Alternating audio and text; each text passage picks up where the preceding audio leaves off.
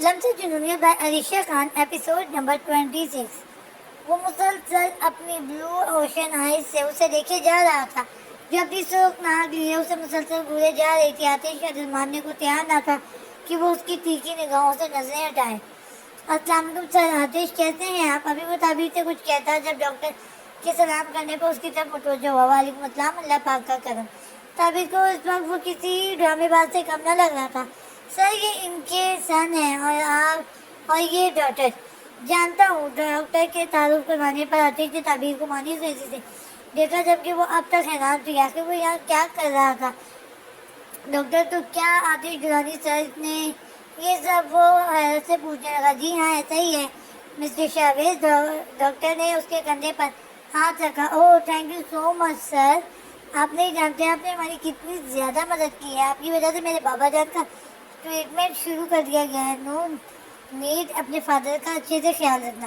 آتش نے مختصر سا کہہ کر پیچھے کسی کو اشارے سے ہلا بلایا اور وہ اس کا گھاٹ آتش کے اشارے پر اس نے کوئی چابی نکال کر شاویز کی جانب بڑھائی جسے وہ ناچ سمجھی سے دیکھنے لگا۔ یہ تمہاری بائک کی چابی ہے، بہتر ہوگا نیکسٹ ٹائم جلد بازی سے کام لینے کے بجائے دماغ سے کام لو۔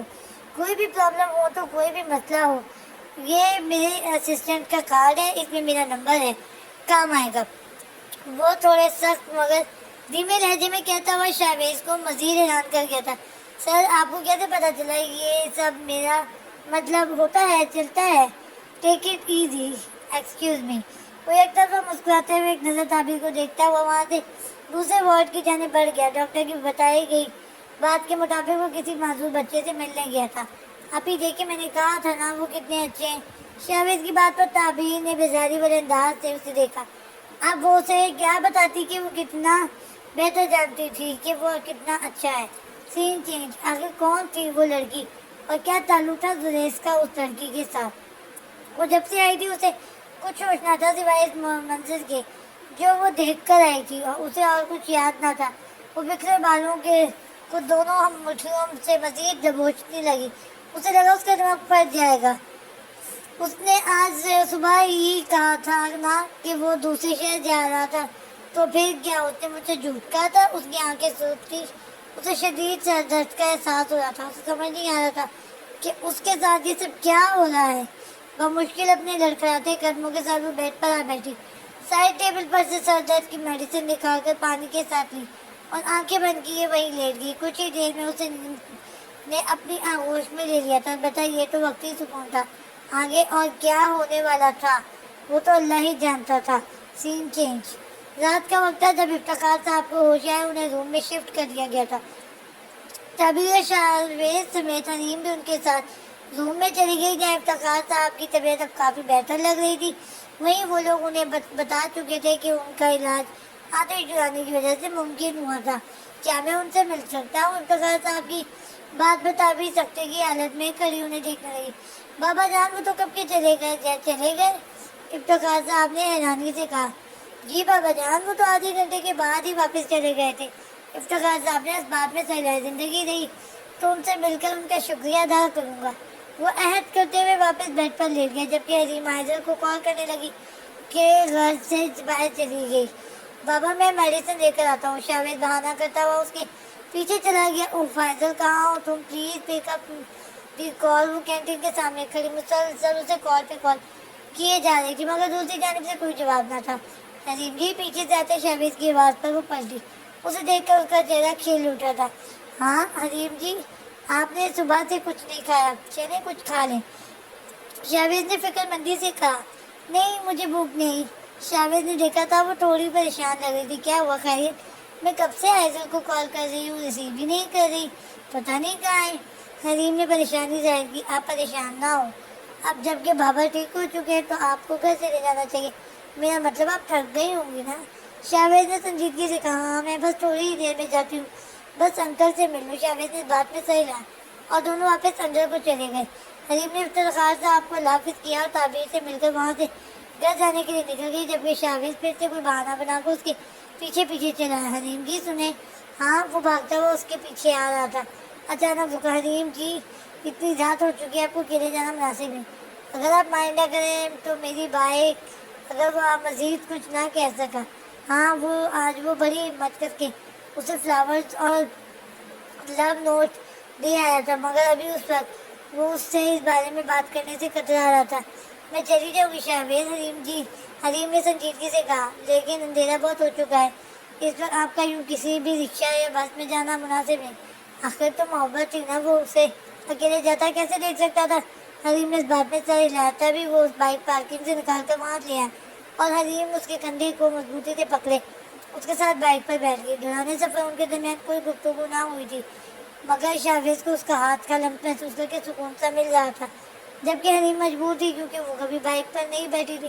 آج پہلی بار اس نے بائک پر بیٹھنے کی ہمت کی تھی، تبھی تو وہ گرنے کے ڈر سے ڈر رہی تھی۔ تھینکس شاہویز، تھینکس تو مجھے کہنا چاہیے، ہمیشہ آپ برے وقت میں ہمارے ساتھ رہیں گے۔ شاہویز کی بات پر اس کی لبوں پر ہلکی سی مسکراہٹ آئی۔ یہ میرا فرض تھا، اللہ حافظ، وہ کہتے ہوئے اپارٹمنٹ کے اندر چلی گئی۔ حلیم جی، وہ اس کی آواز پر پلٹی، مجھے انتظار رہے گا، وہ زبانی الفاظ کہتا ہوا وہاں سے چلا گیا تھا، جبکہ وہ اب تک یہی سوچ رہی تھی آخر وہ کس چیز کے انتظار کی بات کر رہا تھا۔ سین چینج 2 دن بعد، 2 دن ہو گئے تھے مگر وہ یونیورسٹی نہیں گئی تھی۔ وہ عائزل کی حالت دیکھ کے بہت زیادہ پریشان تھی، اس کو بخار تھا جو اترنے کا نام ہی نہیں لے رہا تھا۔ ابھی بھی وہ اس کے سرانے بیٹھے اس کی پیشانی پر ٹھنڈے پانی کی پٹیاں رکھ رہی تھی، مگر اب تک اس کی حالت ویسی ہی تھی جس رات شاہویز اسے چھوڑ کر گیا تھا۔ اس رات سے اسے عائزل کمرے میں بے ہوشی میں ملی تھی، بہت مشکل سے اسے ہوش آیا تھا، مگر تب سے اب تک اس کا بخار کام نہیں ہوا تھا۔ ڈاکٹر نے اسے اسٹریس سے دور رہنے کا بتایا تھا، مگر اب وہ انہیں کیا بتاتی کہ عائزل کی یہ حالت کس وجہ سے تھی۔ عائزل پلیز ہمت کرو، اٹھو کچھ کھا لو۔ حلیم نے اس کی پیشانی پر ہتھیلی رکھ کے بخار کا جائزہ لیا جو کہ اب تھوڑا کم محسوس ہو رہا تھا۔ عائزل اٹھنے کی کوشش کرنے لگی، حلیم نے اسے سہارا دے کر ٹیک سے بٹھایا۔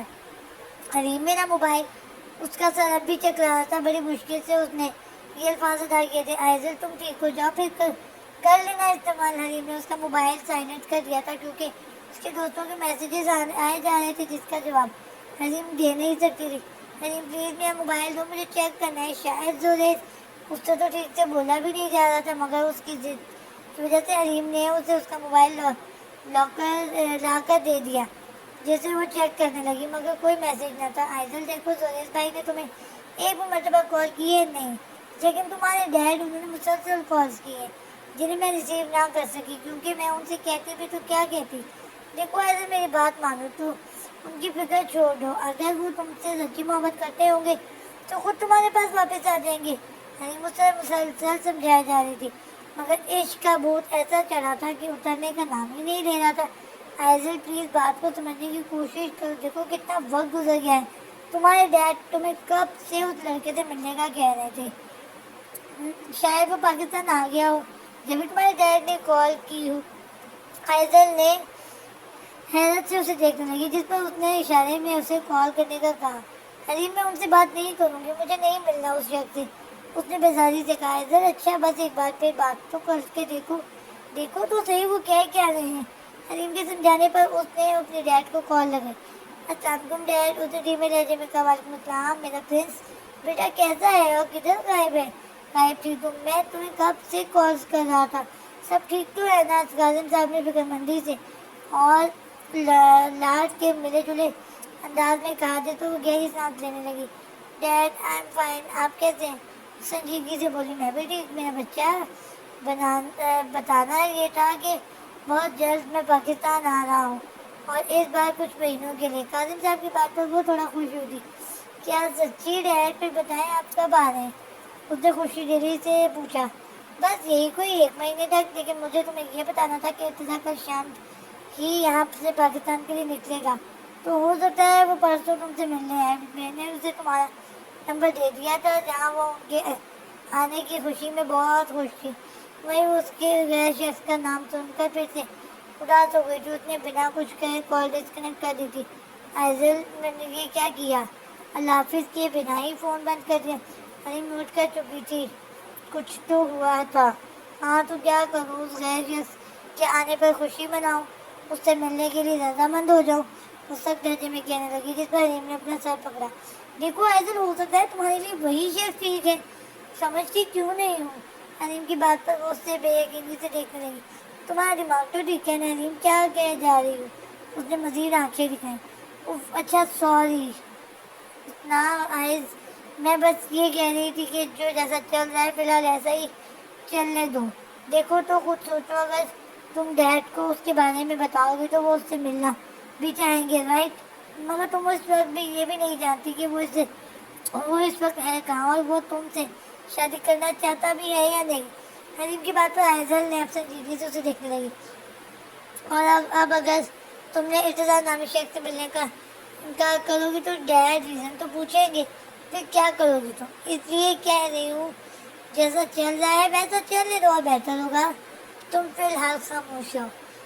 حلیم نے اسے نرمی سے سمجھایا, جس پر وہ اسے دیکھنے لگی. تم کہہ رہی ہو میں شادی کے لیے حامی بھر دوں؟ نہیں یار, میں نے ایسا کب کہا؟ وہ کون سا آتے ہی تم سے شادی کر لے گا؟ ظاہر سی بات ہے, تم دونوں کی ہی رضا زندگی کا سوال ہے. یہ فیصلہ وہ اتنی جلدی نہیں کرے گا. پہلے تم سے ملے گا, کچھ وقت تمہارے مزاج کو دیکھے گا, تمہیں سمجھے گا. اگر اسے تم سمجھ آ گئی تو آگے بڑھے گا نا. تب تک ہو سکتا ہے زبیر بھائی ہی تمہارے ڈیڈ سے مل لیں اور مسئلہ ہی حل ہو جائے. اس بات میں سر ہلانے لگی کہ اسے واقعی حلیم کی بات سمجھ آ گئی تھی, جس حلیم نے اسے سکھ کا سانس دیا تھا. تم صحیح کہہ رہی ہو حلیم, روز روز کی لڑائی سے اچھا ہے میں ڈیڈ کی بات مان رہی ہوں. آگے جو ہوگا دیکھا جائے گا. گڈ, چلو شاباش, اب چلو تمہارا فیس واش کراؤ, پھر کھانا بھی تو کھانا ہے. حلیم نے اسے پیار سے کہا, جتنا وہ اس بات میں سر ہلاتے ہوئے اٹھ کر اس کے ساتھ چلی گئی. سین چینج. آج پھر سے وہ کال پر کال کیے جا رہے تھے, مگر اس بار انہوں نے ہار نہیں مانی تھی. جب دوسری طرف سے کال ریسیو کر کے سلام کیا گیا. وعلیکم السلام, امید ہے پہچان لیا ہوگی. بات پر دوسری طرف سے وہاں ہاں میں جواب ملا تھا. بہت مشکل وقت میں ہوں, بہتر ہوگا میری مشکل آسان کرو. میں مزید یہ سب برداشت نہیں کر سکتا, کبھی بھی کچھ بھی ہو سکتا ہے. بہتر ہوگا تم اسے آ کر لے جاؤ. انہوں نے سنجیدگی سے کہا, جانتا ہوں, اور میں بھی یہی سوچ رہا ہوں کہ اب ہمیں یہ بات انہیں بتا دینی چاہیے, تبھی آگے کچھ ہوگا. دوسری جانب سے کسی نے یہ الفاظ ادا کیے تھے, کیا مطلب بتا دینی چاہیے؟ تم نے اسے اب تک کچھ بھی نہیں بتایا؟ انہوں نے ناسمجھی بھرے انداز میں کہا, نہیں, میں نے اب تک اسے یہ سب نہیں بتایا. میری ہمت نہیں ہوئی کس طرح یہ سب سنبھالوں. اس نے اپنی پیشانی رگڑتے ہوئے کہا. اوہ, ہمت نہیں ہوئی یا وعدے سے مکر گئے ہو؟ جب بڑے بن کر سامنے آئے تھے تب کہاں سے آئی تھی یہ ہمت؟ انہوں نے بھی طنزیہ انداز میں کہا. بات کو غلط رخ نہ دو, میں اپنے وعدے سے نہیں مکر رہا, بس مجھے تھوڑا وقت چاہیے. دوسری طرف سے دھیمی سی آواز میں کسی نے یہ کہا تھا. وقت؟ اور کتنا وقت؟ ہاں, تم جانتے نہیں ہو میرے پاس اتنا وقت نہیں ہے. میری زندگی کا کوئی بھروسہ نہیں ہے, اور پھر اس کی زندگی کبھی بھی اندھیرے میں آ سکتی ہے, کبھی بھی کچھ بھی ہو سکتا ہے اسے. ان کے لہجے سے ڈر واضح ہو رہا تھا. پریشان ہو تو جہاں اتنا وقت دیا ہے وہیں تھوڑا اور وقت دو. میں وعدہ کرتا ہوں تم سے, میں اس وقت تک نہیں مروں گا جب تک یہ مسئلہ حل نہ ہو جائے. دوسرے شخص کی بات پر انہوں نے گہری سانس لی.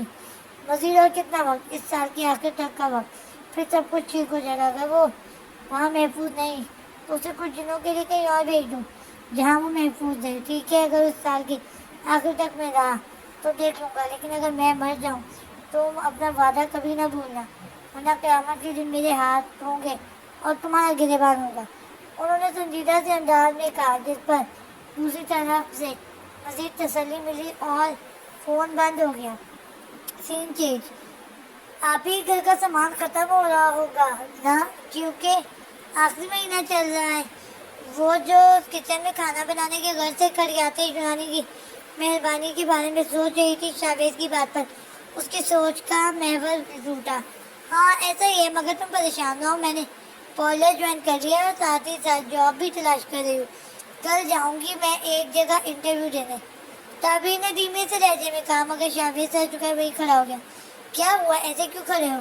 تابی جب کیبنٹ کھولنے لگی اس کے لیے پلٹی تو اسے ایسے کھڑا پا کر پوچھنے لگی, آپ ہی اگر آتے چرانے نہ ہوتے تو شاید آج ہمارے بابا ہمارے بیچ میں نہ ہوتے.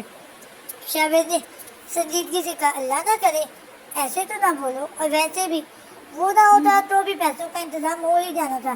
میں نے رائما کو کال کی تھی، وہ لے آتی کچھ پیسے.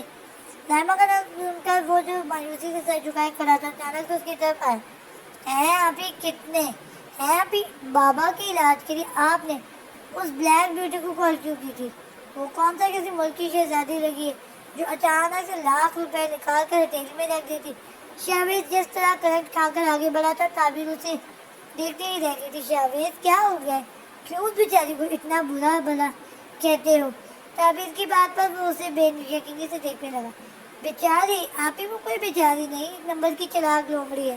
آپ کو پتا ہے ابھی 2 دن پہلے اس نے فیس بک پر میری نئی پروفائل پر ہنسنے والے کمنٹس بھی کیے تھے اور ساتھ ہی ساتھ مجھے چوزا بھی کہا تھا. اب آپ ہی بتائیں، میں کہیں سے چوزا لگتا ہوں کیا؟ وہ ایک اسٹائل سے اپنے بالوں کو سنبھالتا ہوا باہر کی جانب جانے لگا.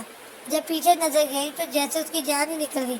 بابا جان آپ یہاں؟ میرا مطلب وہ آپ آرام کر رہے تھے نا، پھر یہاں کیسے؟ آپ کو ڈاکٹر نے آرام پر کہا ہے نا بابا جان؟ ہاں بالکل، آپ کو آرام کا ہی تو کہا تھا. وہ الٹی سیدھی باتیں بتلاتا ہوا خود ہی ہنسنے لگا، پھر چپ ہو کر کھڑا ہوا. جبکہ اس کے ایسے رویے پر تعبیر بھی باہر کی جانب دیکھنے لگی.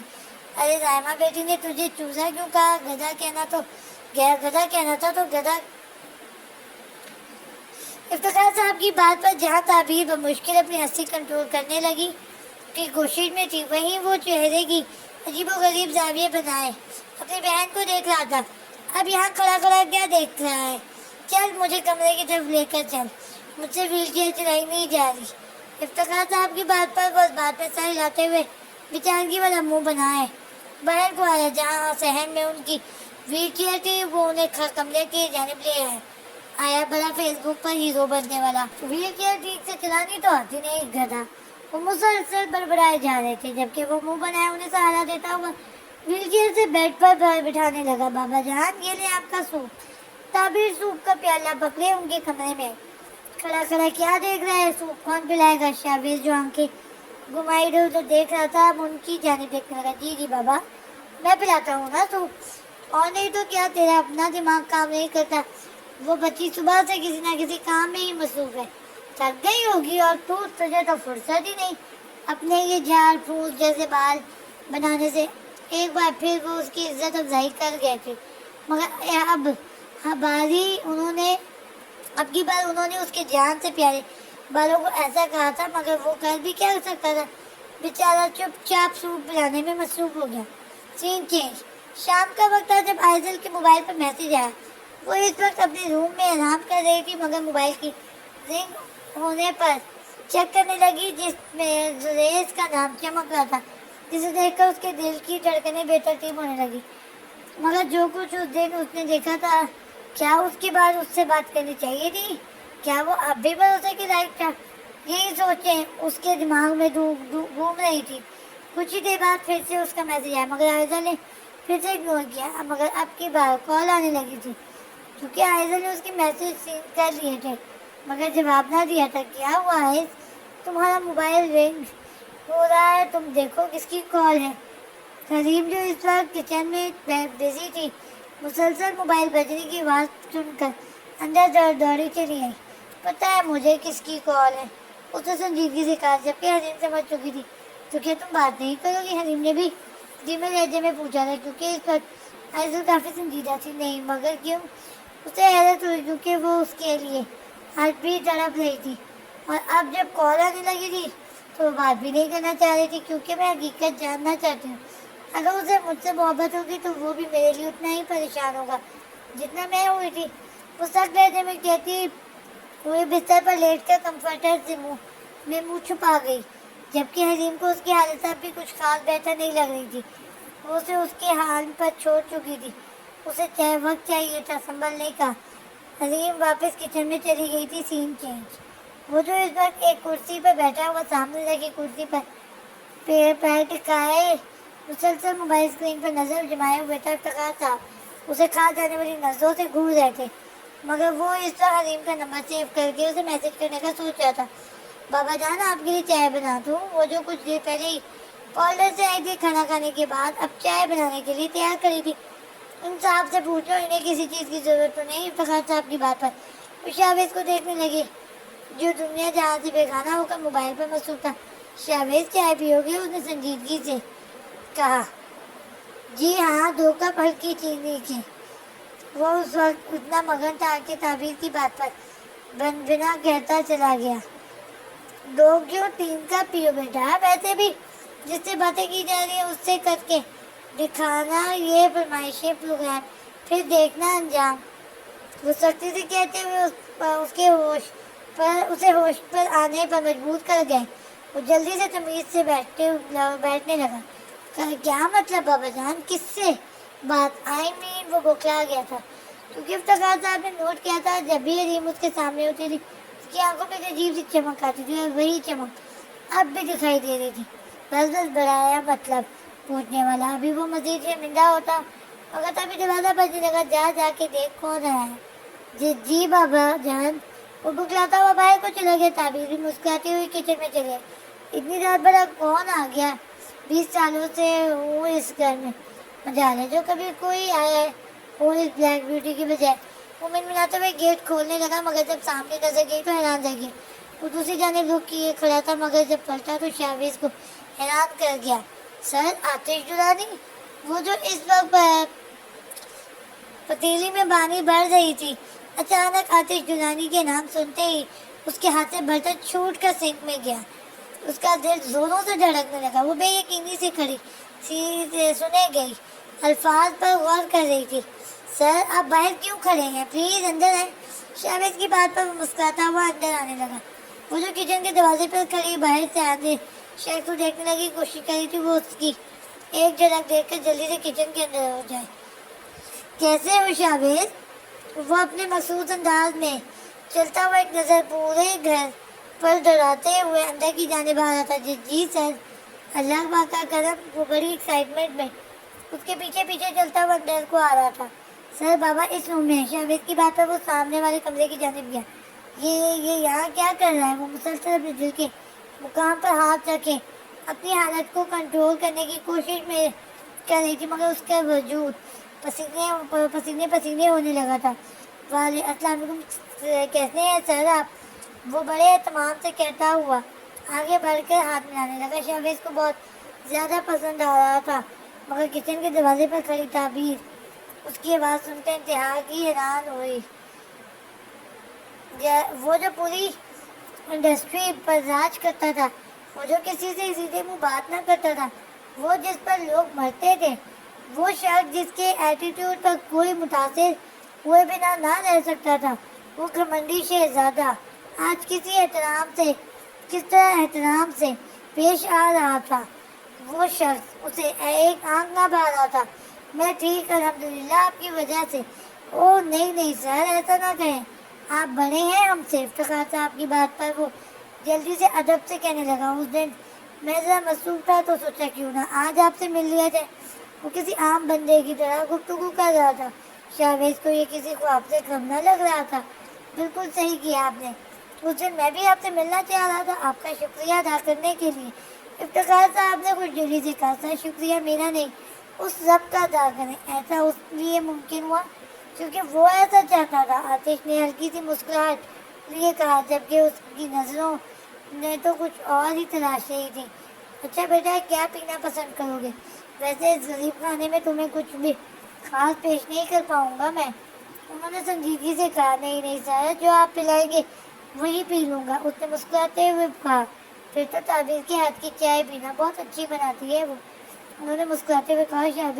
शाहवेज को इशारा किया तो वो किचन की जानिब चला गया। जबकि ताबीर का नाम सुनकर आतिश का चेहरा खिल उठा था। वो आज बिल्कुल एक आम शख्स की तरह पेश आ रहा था, जबकि इफ्तिखार साहब को वो शख्स बहुत पसंद आया था। आप ही जी, आतिश दुरानी आया है, आपके हाथ की चाय का मुंतज़िर है वो, शाहवेज ने एक्साइटेड होते हुए कहा, जिस पर वो आंखें बड़ी करते हुए उसकी शक्ल देख रही थी। चाय? क्या वो डाइट पर नहीं है? मैंने तो सुना था ये लोग ब्लैक कॉफ़ी पीते हैं। उसने सवालिया नजरों से देखा। अरे आप तो ऐसे कह रही हैं जैसे इन्हें चाय का एक कप नहीं बल्कि पूरा का पूरा ड्रम पीना है भाई। वक्त में एक कप चाय पीने से कौन सा उनका पेट निकल आना है। वो कहता हुआ वापस अंदर चला गया। جبکہ تعبیر کا دل کر رہا تھا وہ چائے میں زہر ملا کر دے دے۔ تقریباً 10 منٹ بعد وہ چائے کی ٹرے لیے اندر کی جانب آنے لگی جہاں وہ تینوں بیٹھے ایک دوسرے سے باتیں کر رہے تھے۔ وہیں تعبیر کی موجودگی محسوس کرتے ہوئے سب اس کی جانب متوجہ ہوئے۔ اس طریقے سے سر پر دوپٹہ لیے چائے کی ٹرے ٹیبل پر رکھنے لگی، مگر اس نے ایک نظر آتش کو نہ دیکھا، جبکہ وہ مسلسل سر سے اسے ہی دیکھے جا رہا تھا۔ وہ اس وقت لائٹ بلو کلر کے سادے سے شلوار قمیض میں بھی بہت پیاری لگ رہی تھی، جبکہ وہ خود اس وقت ڈارک بلو 3 پیس میں تھا۔ بیٹھو بیٹا، وہ جو مڑ کر جانے لگی تھی۔ افتخار صاحب کی بات پر مجبوراً اسے بیٹھنا پڑا، کیونکہ افتخار صاحب بیڈ پر تھے اور بیڈ کے برابر 3 کرسیاں اور ایک ٹیبل رکھا ہوا تھا۔ تعبیر شہویز کے برابر والی کرسی پر بیٹھی تھی، اس لیے اتنی آتش آسانی سے اسے دیکھ سکتا تھا۔ چائے اور بسکٹ لو بیٹا، افتخار صاحب مسکراتے ہوئے بولے۔ ضرور انکل، اب آپ نے اتنی تعریفیں کی ہیں تو میں بھی مس تعبیر کے ہاتھ کی چائے ضرور پیوں گا۔ وہ مانی خیری سے کہتا ہوا اسے اپنی طرف متوجہ کرنے کی کوششوں میں تھا، مگر تعبیر نظریں جھکائے وہیں پہ بیٹھی ہوئی تھی۔ آتش نے ایک سپ لیا۔ ویسے تو میں واقعی کافی کے علاوہ بیئر اور وسکی سے پیا کرتا تھا، مگر اس کی چائے میں ایسا جادو تھا کہ وہ کچھ ہی دیر میں گرم گرم چائے ختم کر گیا۔ چائے تو واقعی بہت زبردست بنائی ہے آپ نے مس تعبیر علی، دل کر رہا ہے ایک اور کہہ دوں۔ اس نے ایک بار پھر اسے مخاطب کیا، مگر وہ نظریں جھکائے بیٹھی تھی، لیکن سب کو دکھانے کے لیے مجبوراً اسے چھوٹی سی مسکراہٹ دکھانی پڑی۔ اور اس ایک اور کپ کو میں تمہارے منہ پر دے ماروں، وہ دل ہی دل میں کہتی ہوئی مٹھیاں بھینچنے لگی۔ جاری ہے۔